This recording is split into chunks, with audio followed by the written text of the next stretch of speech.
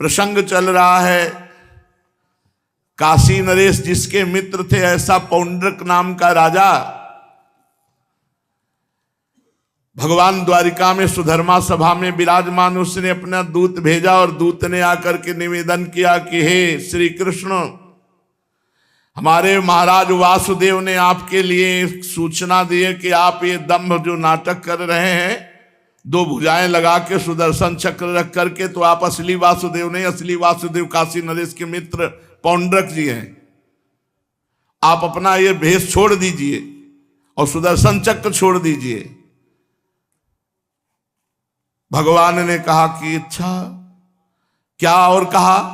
तो बोले हमारे स्वामी ने कहा, यदुवंशी, तुम मूर्खतावश मेरे चिन्ह धारण कर रहे हो, तुम उनको छोड़कर मेरी शरण में आ जाओ, तुम्हें हम बख्श देंगे। अगर तुम शरण में नहीं आए तो युद्ध में तुम्हें मारेंगे। परीक्षित मंदमती पौंड्रक की बात सुनकर उग्रसेन आदि सभासद जोर जोर से हंसने लगे। उन लोगों की जब हंसी समाप्त हुई, भगवान श्री कृष्ण ने दूत से कहा, दूत तुम जाकर अपने राजा से कह देना कि अरे मूढ़, मैं अपने सुदर्शन चक्र आदि चिन्ह यूं नहीं छोड़ूंगा, इन्हें मैं तुझ पर छोड़ूंगा, और केवल तुझ पर ही नहीं, तेरे उन सब साथियों पर भी जिनके बहकाने से तू इस प्रकार बहक रहा है। उस समय मूर्ख, तू अपना मुंह छिपाकर आंधे मुंह गिरकर चील, गीद, बटेर आदि मांसभोजी पक्षियों से घिरकर सो जाएगा। तू मेरा शरणदाता नहीं, उन कुत्तों की शरण होगा जो तेरा मांस चीत चीत कर खा जाएंगे। परीक्षित, भगवान का ये तिरस्कार पूर्ण संवाद लेकर पौंड्रक का दूत अपने स्वामी के पास गया और उसे कह सुनाया। इधर भगवान श्री कृष्ण ने रथ पर सवार होकर काशी पर चढ़ाई कर दी, क्योंकि वो करुष का राजा पौंड्रक उस समय अपने मित्र काशीराज के पास रह रहा था। भगवान श्री कृष्ण ने आक्रमण कर दिया। ये समाचार पाकर महारथी पौंड्रक भी 2 अक्षोणी सेना के साथ शीघ्र ही काशी नगरी से बाहर निकल आया।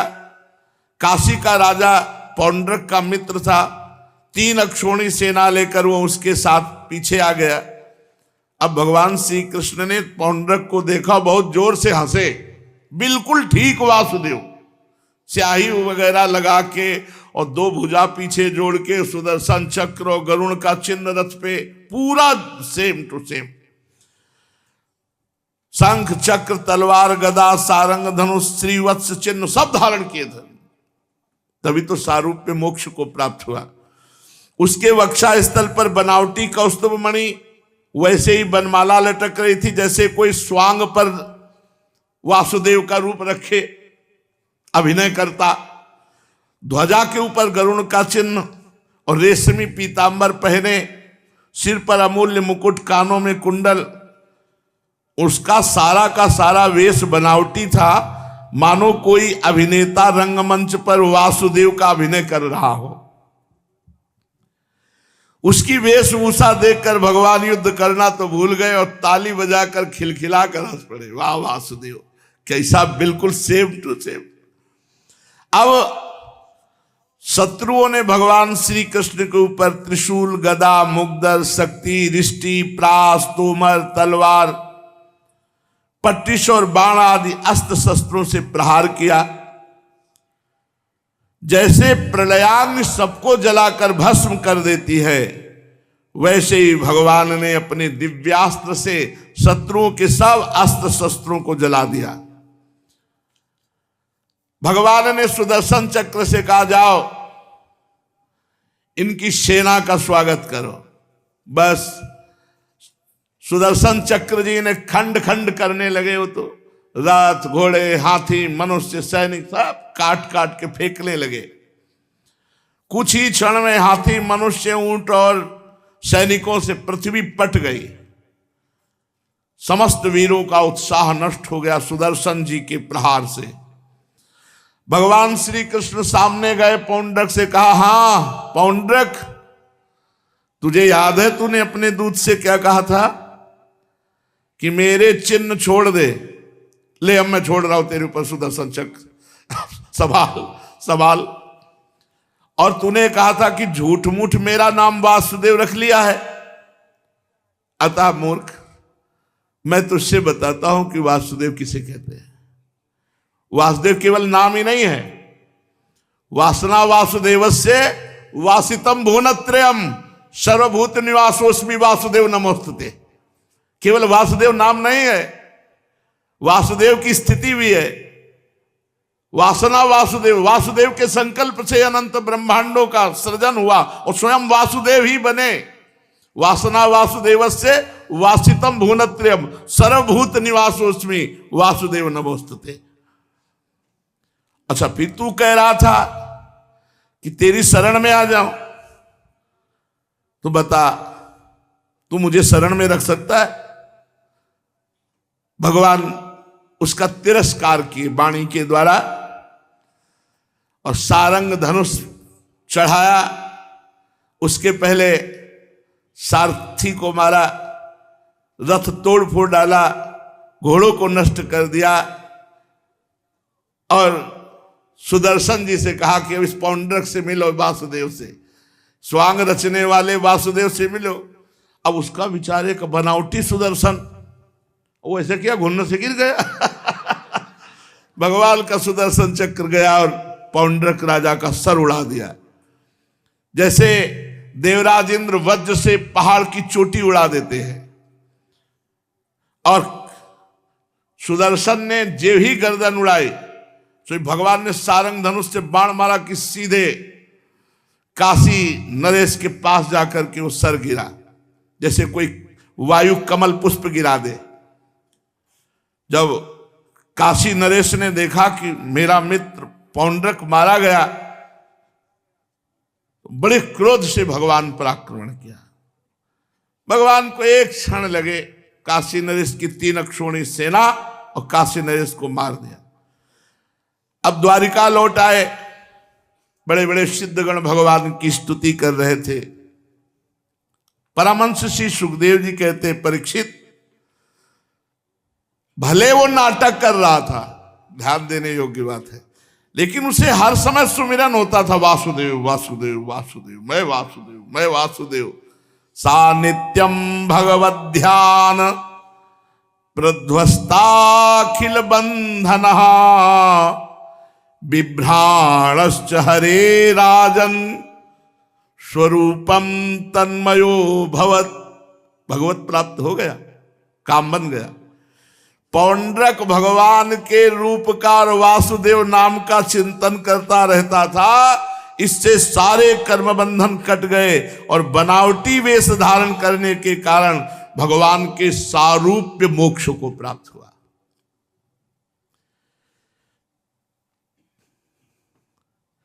अब भगवान जब काशी नरेश को भी मारा था तो उसका सर राजमहल के दरवाजे पे फेंक दिया। वहां देखा, अरे किसका सर है, किसका सर है। जब मालूम हुआ कि ये तो काशी नरेश का सर है, तो रानियां, राजकुमार, राज परिवार के लोग सब हाहाकार मच गया। हाय सर्वनाश हो गया, महाराज का सर काट दिया गया, किसने काट के यहां फेंका। काशी नरेश का पुत्र था राजकुमार सुदक्षिण।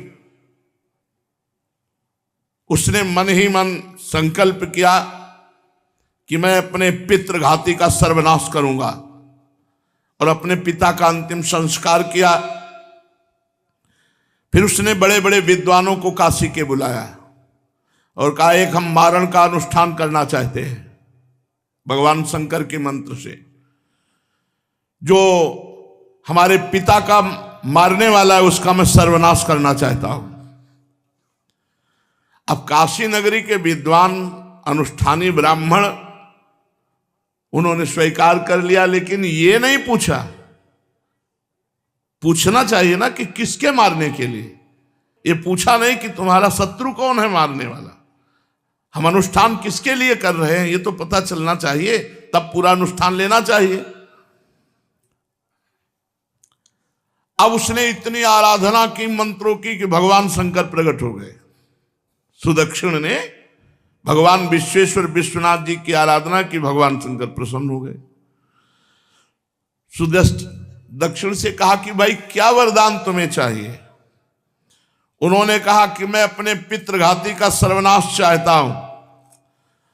तो भगवान शंकर ने कहा कि तुम ब्राह्मणों के साथ मिलकर यज्ञ के देवता ऋत्वक भूत दक्षिणाग्नि की अभिचार विधि से आराधना करो।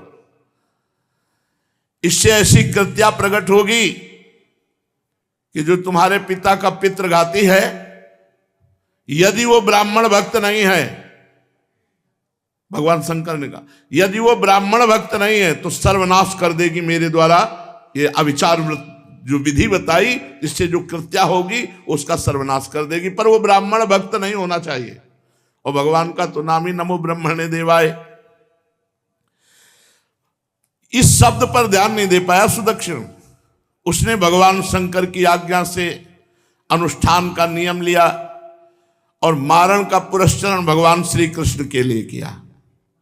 जे भी अभिचार पूर्ण यज्ञ कुंड से आहुति प्रारंभ हुई तो भीषण अग्नि का मूर्तिमान रूप लिए केश दाढ़ी मूछ तपाए हुए तांबे के समान लाल लाल आंखों से अंगार बरस रहे थे। उग्र दाढ़ें, टेढ़ी भ्रकुटी, क्रूरता टपक रही थी और वो जीभ से मुंह के दोनों कोने चाट रहा था। शरीर नंग धड़ंग, हाथ में त्रिशूल लिए, शरीर से अग्नि की लपटें निकल रही, ताड़ के पेड़ के समान बड़ी बड़ी टांगें। संकल्प ब्राह्मणों ने बोला द्वारिका जाकर द्वारिकाधीश का, क्योंकि जो बुलवा रहा था सुदक्षिण अब तो बोलना ही था। कृत्या प्रकट हो गई। वो चल पड़ी द्वारिका की तरफ। कृत्या अपने वेग से धरती को कपाता हुआ, ज्वालाओं से दसों दिशाओं को दग्ध करता हुआ द्वारिका बात की बात में पहुंच गया। अभिचार की आग को बिल्कुल पास आया देख द्वारिकावासी डर गए, जैसे जंगल में आग लगने पर हरिण डर जाते हैं। वो लोग भयभीत होकर द्वारिकाधीश भगवान के पास गए। उस समय भगवान सभा में बैठे हुए चौसर खेल रहे थे। उन लोगों ने भगवान से प्रार्थना की, तीनों लोकों के एकमात्र स्वामी, द्वारिका नगरी में पता नहीं कौन सी आग आ रही है, ये द्वारिकापुरी को भस्म कर देगी, आप हमारी रक्षा कीजिए। आपके सिवा कोई इस अग्नि से मुझे नहीं बचा सकता। शरणागत वत्सल भगवान ने देखा कि स्वजन भयभीत हो रहे हैं। तवास्कर का डरो मत, डरो मत, मैं तुम्हारी रक्षा करूंगा, मैं जान गया ये क्या है। भगवान सबके बाहर भीतर की जानने वाले जान गए कि ये काशी से चली हुई माहेश्वरी कृत्या है। सुदर्शन चक्र का स्मरण किया, तुरंत हाजिर। भगवान मुकुंद का प्यारा अस्त्र सुदर्शन चक्र करोड़ करोड़ सूर्यों के समान तेज धारण करके प्रकट हो गया। करोड़ करोड़ सूर्यों के समान प्रलयकालीन अग्नि को भी भस्म करने की जाज्वल्यमान तेजमयी शक्ति सुदर्शन में, अग्नि को भस्म करने की।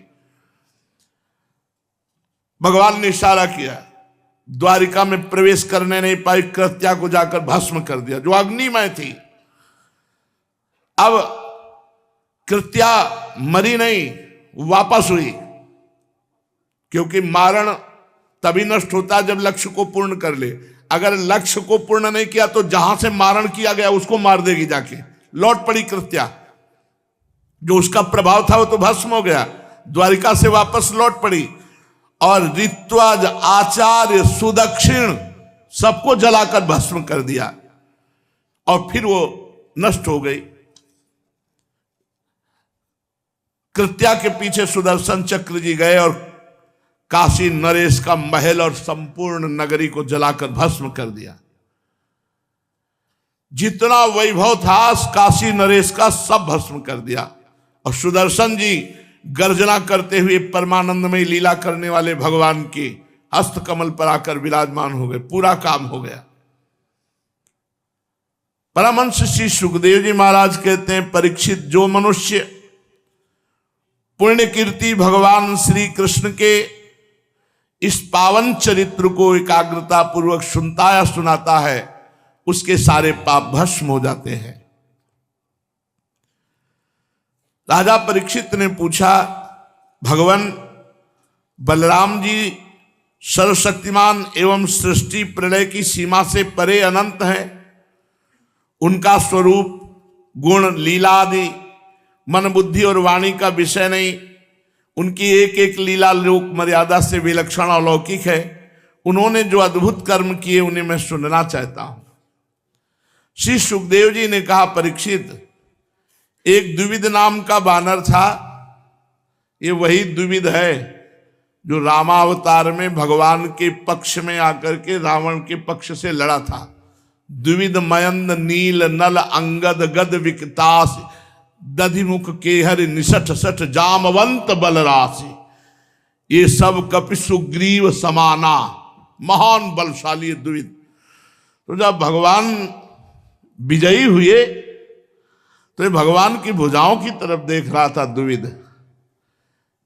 अत्यंत सुकोमल भुजा, श्याम वर्ण की।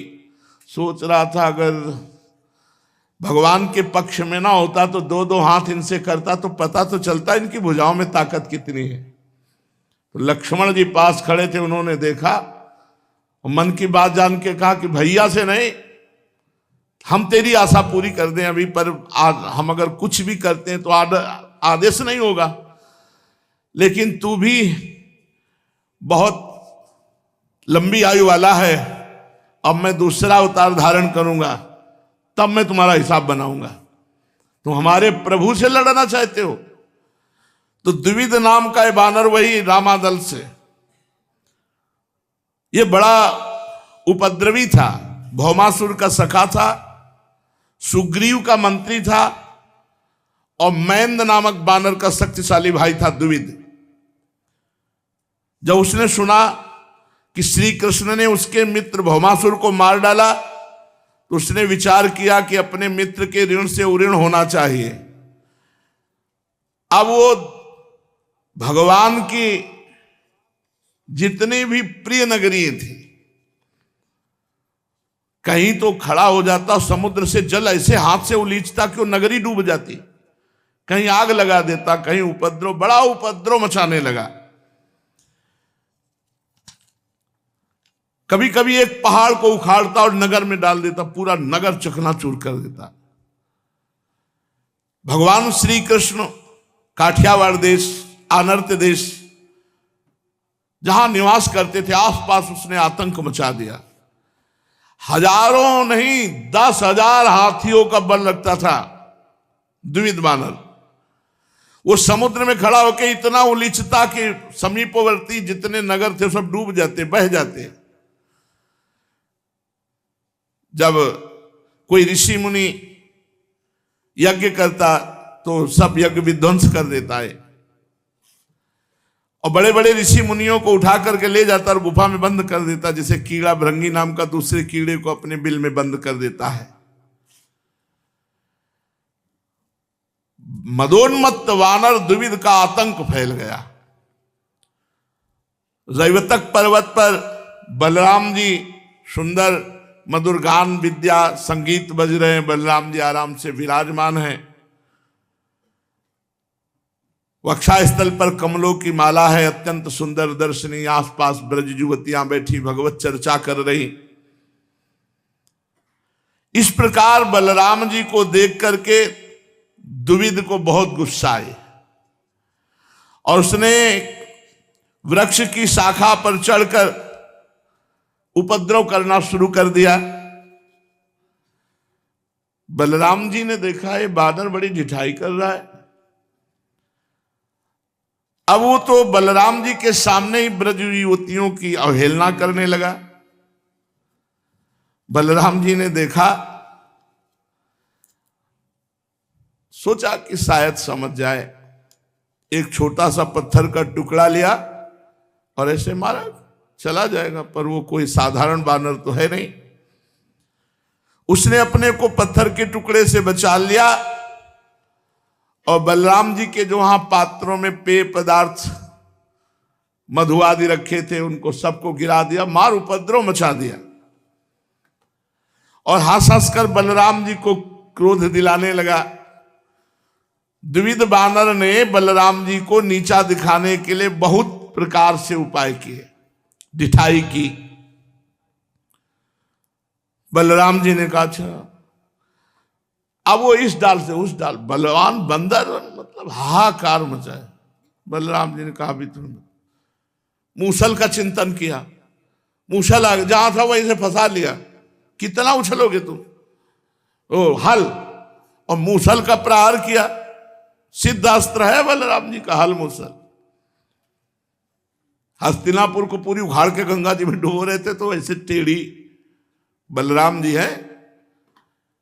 द्विविद बड़ा बलवान था, उसने हल से बचा करके एक पेड़ उखाड़ा, बलराम जी के माथे पर दे मारा। उसको पता नहीं कि बलराम जी कौन है, शेषावतार, पूरे ब्रह्मांड को माथे पे रखे तो दर्द तो हुआ नहीं, फिर एक दो पेड़ मार दोगे तो क्या दर्द होगा। बलराम जी अविचल खड़े रहे जैसे फूलों की कोई माला मारी हो। सुनंद नाम है बलराम जी के मूसल का। जब द्विविद ज्यादा उपद्रव करने लगा तो फंसाया हल में, मारा एक मूसल। जो ये मूसल मारा फिर नाक मुंह से सब खून निकलने लगा, जैसे गेरू का स्रोत, ऐसे खून। द्विविद ने अपने सिर फटने की कोई परवाह नहीं की, कुपित होकर दूसरा वृक्ष उखाड़ा और झाड़ झूड़ करके बिना पत्ते का करके बलराम जी को प्रहार किया। बलराम जी ने उस वृक्ष के सैकड़ों टुकड़े कर दिए। द्विविद ने दूसरा, बलराम जी ने उसे भी छिन्न भिन्न कर दिया। जब देखा ये बानर मान ही नहीं रहा है, तो हमें लगता है पूरी पृथ्वी को वृक्षहीन कर देगा। बलराम जी ने अपने मूसल से उसके फेंके हुए चट्टान वृक्ष आदि को चूर चूर कर दिया और दौड़े और द्विविद को अपनी बाह में फंसाया अपनी घूंसों से। मूसल से भी ज्यादा प्रहार बलराम जी के घूंसों का है। मार घुसे तो खून उगलता हुआ मूर्छित होकर गिर पड़ा और गिरते ही प्राण पखेरु उड़ गए। सिद्ध लोग नमो नमः साधु साधु के नारे लगाने लगे। बलराम जी की कृपा से द्विविद को भी भगवत प्राप्ति हुई, क्योंकि भगवान राम जी की सेवा में रहा और भगवान श्याम जी के भ्राता बलराम जी के हाथ मारे गए भी भगवान ही है, उसको परम पद की प्राप्ति हुई। भगवान बलराम जी जो सोच ले तो फिर श्री कृष्ण चंद्र को मानना ही पड़ता था। इसलिए वो ऐसे विधान बनाते थे कि बलराम जी महाराज को मानना ही पड़े। आगे प्रसंग आएगा। सुभद्रा जी भगवान श्री कृष्ण और बलराम की बहन है। अर्जुन जी आए हुए थे, तो जब अर्जुन जी प्रसाद पाने तो बुआ के लड़के ही, सुभद्रा जी ने देखा और अर्जुन जी ने सुभद्रा जी को देखा, तो फिर पूर्व जन्म के संस्कार से वो प्यार उदय हो गया। और ये भगवान श्री कृष्ण ने देखा और बलराम जी ने पहले निश्चय कर रखा था सुभद्रा का विवाह दुर्योधन से मन में, कि क्योंकि बहुत प्रिय चेला है दुर्योधन बलराम जी का गदा युद्ध में। भगवान श्री कृष्ण ने तिरछी चितवन से देखा और अर्जुन से कहा, कुछ मन कह रहा है क्या? भगवान श्री कृष्ण का कुछ मन कह रहा है क्या हमारी बहन को देख के? तो उन्होंने कहा, प्रभु आप अपनी बहन से पूछ लीजिए। तो सुभद्रा से कहा, कुछ मन कह रहा है क्या? बोले, भैया ऐसा लगता है कि ये हमारे जन्म जन्म से पति हैं। तो बोले, तैयार हो, देवी पूजने के बहाने घर से निकलो। अर्जुन जी से कहा, रथ हमारा, तुम मत हाँ करो। सुभद्रा से कहा, तुम डोरी लेके अर्जुन का तुम बैठ जाओ, भाग जाओ, ले जाओ हस्तिनापुर। बोले, देख लो। बोले, हम कह रहे ले जाओ, ऐसे भाई मिलेंगे कृपालु। अब ऐसा ही हुआ, सुभद्रा जी रथ हाँक रहे, अर्जुन जी बैठे और सैनिक जो गए थे देवी पूजन में रक्षा के लिए सुभद्रा जी को भाग के आए। बलराम जी से कहा, अर्जुन ने सुभद्रा का अपहरण कर लिया। इतनी बड़ी हिम्मत हमारी बहन की तरफ, ऐसा देख बलराम जी ने तुरंत मूसल धारण किया और सैनिकों को तैयार करो, क्योंकि अर्जुन गांडीव धनुषधारी कोई साधारण योद्धा नहीं। भगवान श्री कृष्ण का क्या हुआ भैया? बोले अर्जुन ने सुभद्रा का अपहरण कर लिया। तो जो सैनिक था उसे कहा तुमने देखा? बोले हाँ देखा। तो सुभद्रा पीछे बैठी हुई थी? नहीं, आगे रथ हाक रही थी। अर्जुन कहाँ थे? रथ में बैठ। बोले भैया हम पक्का कहते सुभद्रा ने अर्जुन का अपहरण कर लिया। बलराम जी ने सैनिक से कहा सही ऐसा है? बोले महाराज बात तो यही है।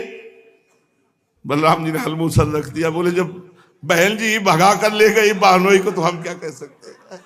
ये ऐसे बलराम जी के आगे चलती नहीं थी, पर श्री कृष्ण के आगे बलराम जी के लिए चलती थी, क्योंकि वो ऐसे चक्रव्यूह की रचना करते थे कि बलराम जी का क्रोध शांत। परम पावन भगवान श्री कृष्ण बलराम की अद्भुत लीला आगे वर्णन करेंगे। श्री राधा वल्लभ लाल।